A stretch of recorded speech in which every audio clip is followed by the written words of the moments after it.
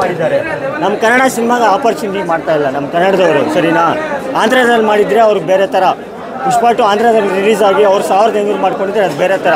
ನಮ್ಮ ಕರ್ನಾಟಕದಲ್ಲಿ ಕೂಡ ಮಾಡಿದ್ದಾರೆ ಸರ್, ಆದರೆ ನಮ್ಮ ಕನ್ನಡ ಸಿನಿಮಾಗೆ ಆ ರೇಟ್ ಮಾಡ್ತಾ ಇಲ್ಲ. ಯಾಕೆ ನಮ್ಮ ಇಂಡಸ್ಟ್ರಿ ಹಿಂಗಿದೆ ಅಂತ ಗೊತ್ತಿಲ್ಲ ಸರ್. ಅಂದರೆ ನಾನು ಇದು ಮಾತ್ರ ಹೇಳಕ್ಕೆ ಬಂದಿದ್ದೀನಿ ಇವಾಗ.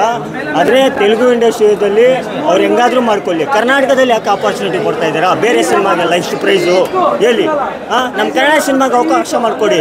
ಇವಾಗ ರೀಸೆಂಟಾಗಿ ರಿಲೀಸ್ ಆಗಿಬಿಟ್ಟು ಒಂದು ಡೇಗೆ 300 ಕೋಟಿ ಮಾಡಿಬಿಟ್ಟು ಪುಷ್ಪ 2 ಅಂತ ಹೇಳ್ತಾರಲ್ಲ, ನಮ್ಮ ಕನ್ನಡ ಇಂಡಸ್ಟ್ರಿಗೆ ಮಾಡಿರಿ 1000 ರೂಪಾಯಿ ಮಾಡಿ ಸಾಕು. ನಮ್ಮ ಕನ್ನಡ ಇಂಡಸ್ಟ್ರಿ ಬೇರೆ ಲೆವೆಲಲ್ಲಿ ಕೂರಿಸ್ತಾರೆ ನಮ್ಮ ಹೀರೋಗಳು ಸರಿನಾ.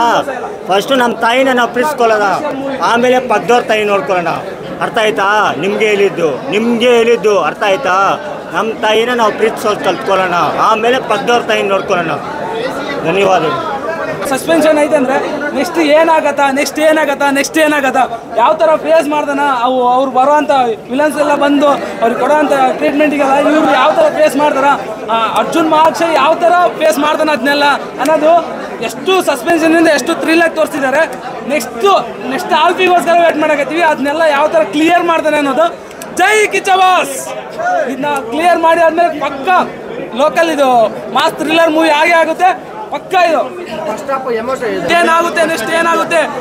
ಏನಾಗುತ್ತೆ ಅನ್ನೋ ನಮಗೆ ತಲೆ ಆಫ್ ಹೋಗುತ್ತೆ. ನೆಕ್ಸ್ಟ್ ಏನು ಮಾಡ್ದಾನೆ ಅಂತಂದು ಅಷ್ಟೊಂದು ಕ್ಯೂರಿಯಾಸಿಟಿ. ಜೊತೆಗಿರೋ ಪೊಲೀಸ್ಗಳೆಲ್ಲ ಎದುರ್ತಿದ್ರೆ ಅರ್ಜುನ್ ಮಹಾಕ್ಷಯ್ ಒಬ್ಬನೇ ಅವ್ರಿಗೆಲ್ಲ ಸಾಥ್ ಕೊಟ್ಟು ಯಾವ ಥರ ಚೇಂಜ್ ಮಾಡ್ತಾನೆ ಅನ್ನೋದನ್ನ ನೋಡಬೇಕು. ನೆಕ್ಸ್ಟ್ ಆಲ್ಬಲ್ ಒಂದೇ ನಾವು ವೇಟ್ ಮಾಡ್ತೀವಿ ಏನಾಗುತ್ತೆ ಅನ್ನೋದ್ರಲ್ಲಿ. BGM super. ಕಿಚ್ಚ ಆಕ್ಟಿಂಗ್ ಅಂತೂ ಸಖತ್ತು. ಅಭಿನಯ ಚಕ್ರವರ್ತಿ ಅಂತ ಸುಮ್ಮನೆ ಹೇಳಲ್ಲ, ಅಭಿನಯಕ್ಕೆ ಚಕ್ರವರ್ತಿ ಕಿಚ್ಚ ಸುದೀಪ್ಗೆ ಜೈ.